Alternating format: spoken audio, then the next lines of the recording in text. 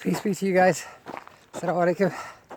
Omar Abdul Malik, physician assistant and health educator. So at this point, I'm not even running anymore. Look at that hill. It is unseasonably hot for February. I think it feels like it's about 70. Woo. And so we've done about 11 miles.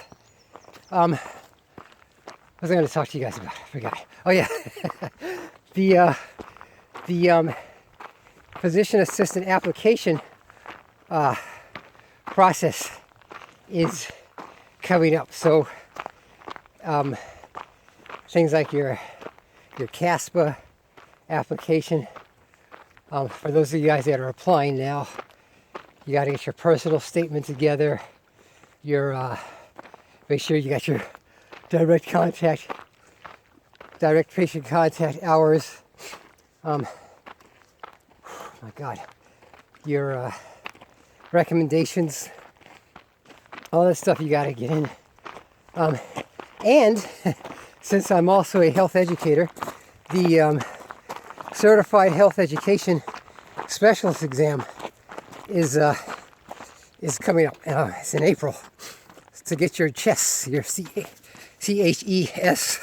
or your MHES. Yeah, look at it. Yeah, here, man, all the way up there. So I wanted to just tell you guys, keep up the good work and all that stuff. Make sure you get everything in. Make sure that you check with the schools to which you are applying. A lot of those of you all that are following me for PA, you're asking me questions like, can I transfer these credits from a community college? Will this be accepted for direct patient contact hours? Yeah, it's up to the school to which you are applying. Bottom line. Same thing goes for your recommendations. Now, I will talk to you briefly about this also. Some of you all contacted me and asked me, well, you're trying to decide between being a PA or a physician. Yeah, that's really up to you. The reasons that you're giving are valid to an extent. But I will say things like, well, I don't want to put all that time into becoming a physician. I'm starting to look askance at that, because the paradigm in PA education is changing. When I was accepted to PA school back in '96 or '97 rather, there were still a lot of associates programs out and some certificate programs. So you get it coming out of the Army, take a few classes or several classes, do some rotations, and become a PA with a certificate. Taking your boards, of course. And then that got phased out. Then the associate programs got phased out. Then the bachelor's programs got phased out. Now it's an obligatory master's degree. So I've been a PA for 20 years, so I've seen a lot of changes.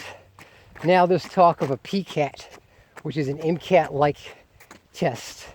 MCAT-like, saying, this is, you got to take the PCAT before you get into PA school. That's probably going to be standard, I'd say, within the next 10 years. Okay, we did 12 miles, Ibrahim. Yeah, shuffling along. But,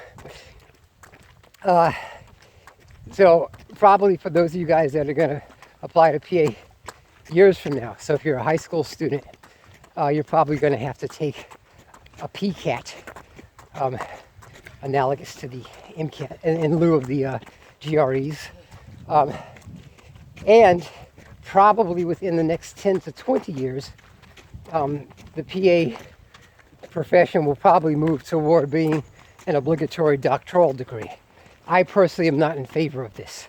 I think if you want to get your doctorate, any PA that wants to get their doctorate can do it in something else, or something that's going to kind of enhance their physician assistant skills and knowledge base. I mean, I did my doctorate in health education I think that makes me a better PA.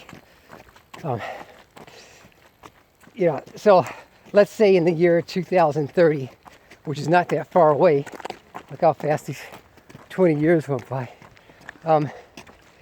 it's going to be a doctoral degree. So saying that you don't want to do the, saying that you don't want to do a PA degree as opposed to an MD because you don't want to invest the time, that's not going to be that, that's not going to be that acceptable really, because you're going to have to do 4 years undergraduate, take the PCAT, do the 2-year program, or a 4-year PA program with probably a dissertation or what they call a capstone project. And then there'll probably be some jobs prefer PAs that have done like a year of specialized training, like a so-called residency for PAs. So there's things, there's residencies, I'm using that in quotes because it's not an MD residency. It's a special postgraduate training for PAs. There's things in surgery and emergency medicine. I worked with a colleague who did a year residency program, again in quotes, in intensive medicine. It's like a specialized PA postgraduate training. So that adds another year, and that's going to add a lot of expenses. I talked to one PA who owed $270,000. And she's a PA, like just a PA, quote unquote. Not an MD. That's MD type of student loans. Now she paid it off by working at an underserved place, but as the I guess my point is as we have this paradigm shift in PA education over the next couple of decades, and it's got to keep evolving. We've got the grain of America, and a lot of MDs are going to die and leave their practices. So the way medicine is practiced is going to be different. PA, the training is going to be longer and more rigorous. A lot of you guys that post your stuff to Instagram, you're doing things I never did in PA school. I'm like, wow, they're learning how to do central lines and I was like, wow. I'm like, maybe I learned it on rotation, but not actual in class. And it's a lot more rigorous. 3.3 GPA at least. Relatively high GRE scores.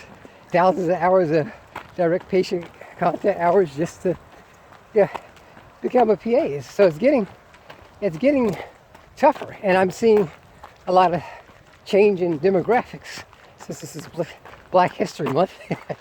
I don't see a whole lot of brothers in any of the classes. When you post your class picture, there might be literally one every other picture that's posted. But a lot of that, it's got. I'll do another video on that. A lot of it has to do with academic preparation, where you come from, and then choices. There's other choices for different groups of people in terms of what career they want to pursue.